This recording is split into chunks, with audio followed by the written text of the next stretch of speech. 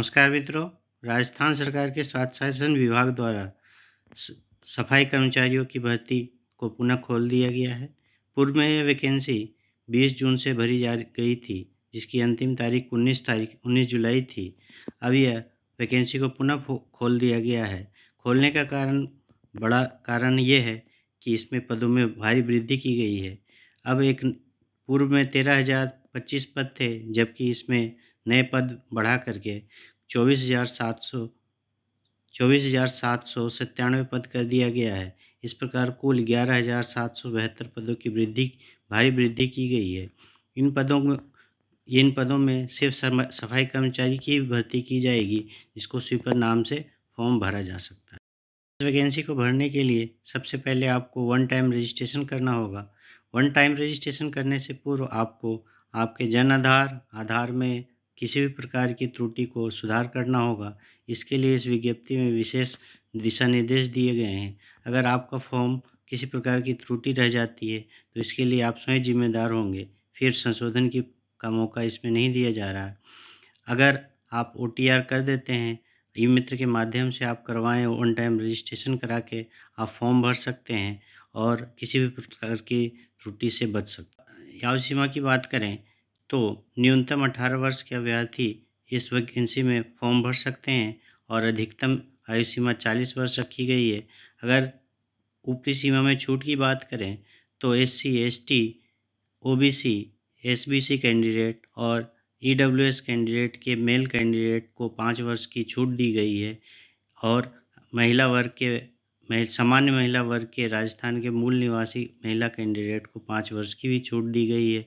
जबकि SC, ST, OBC, SBC, EWS महिला candidate जो राजस्थान के मूल निवासी हैं, उनको 10 वर्ष की छूट दी गई है। पूर्व में इस वैकेंसी की डेट 20 जून 2023 थी, जबकि अंतिम तारीख इसकी 4 अगस्त 2023 थी। अब नई डेट प्रस्तावित होकर के फॉर्म भरने की स्टार्टिंग तारीख है 16 अक्टूबर 2023 और अंतिम तारीख है 4 नवंबर 2023।